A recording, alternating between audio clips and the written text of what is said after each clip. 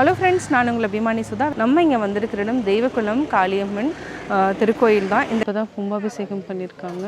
இது வந்து என்னென்னா ஒரு இயற்கை சூழலில் சூப்பராக அமைந்திருக்கிற கோயில்.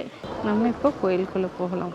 பொள்ளாச்சியில் இருக்கக்கூடிய தெய்வக்குளம் காளியம்மன் கோயில், அதாவது எங்கே இருக்குதுன்னு பார்த்திங்கன்னா வேட்டைக்காரன்புதூர் தீபம் ஏற்றும் இடம். இது வந்து என்னென்னா அப்படியே ஓப்பனாக இருக்குது. பின்னாடியே பார்த்திங்கன்னா தென்னந்தோப்பு, மாமரம், இந்த மாதிரி இயற்கை சூழ்ந்த இடத்துல தான் இந்த காளியம்மன் கோயில் அமைந்திருக்கு. அது மட்டும் இல்லைங்க, இப்போ தான் கும்பாபிஷேகம் நடந்திருக்கு. கோயிலுடைய கோபுரம் கலசம் உங்களுக்கு தெரியுது. கோபுர தரிசனம் கோடி புண்ணியம். நம்ம இங்கே வணங்கிக்கலாம் சுவாமியை.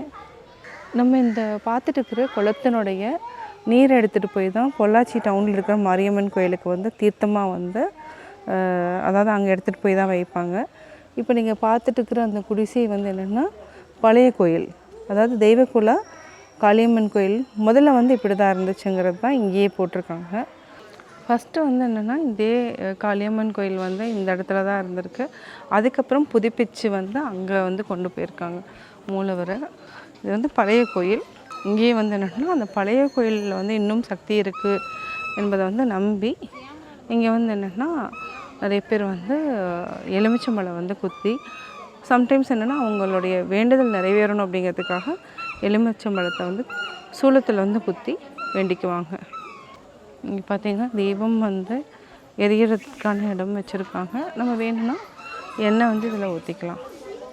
இங்கே குழந்தை இல்லாதவர்கள் இந்த வன்னி மரத்துக்கடியில் ஆக்சுவலாக வேண்டி தொட்டில் கட்டிட்டு போகிறாங்க. இது கருப்பராயனுமா, கருப்பராயன் கோயிலுக்கு இங்கிருந்து தான் கொண்டு போகிறோம். எங்கேயா இருந்தாலும் எட்டுப்பட்டி கிராமத்துக்கு இங்கிருந்து தான் எடுப்பாங்க. வேட்டைக்காரன்புதூர் தெய்வக்குளம் காளியம்மன். ஓகே, இந்த கோயிலினுடைய சிறப்பு உங்களுக்கு தெரிஞ்ச வரைக்கும் சொல்லுங்கள்.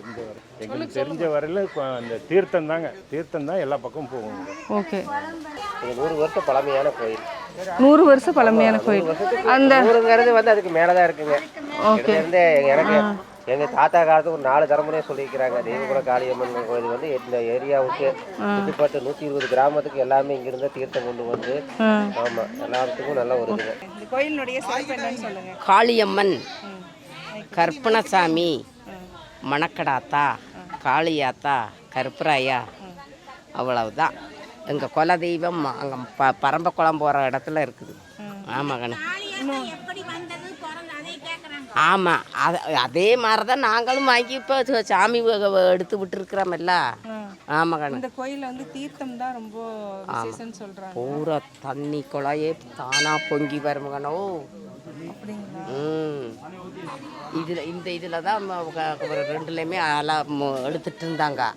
இப்போ கொஞ்சம் நினைச்சைகளை எல்லாம் தொடாமல் இருந்துட்டு போனதுனால தான் தண்ணி சரியாக வர மாட்டேங்குது. அதுக்கு தான் பூரா போட்டு விட்டுறாங்க. ஆமாம், யாருன்னு கண்டுபிடிக்கிறது நம்ம. இங்கே மாத்திரம் இங்கே கோயிலில் கும்பிட்டுட்டு போனீங்கன்னா அந்த ஆத்தா நீங்கள் தூங்குகிற நேரத்தில் உங்கள் வீட்டுக்கு வரும்.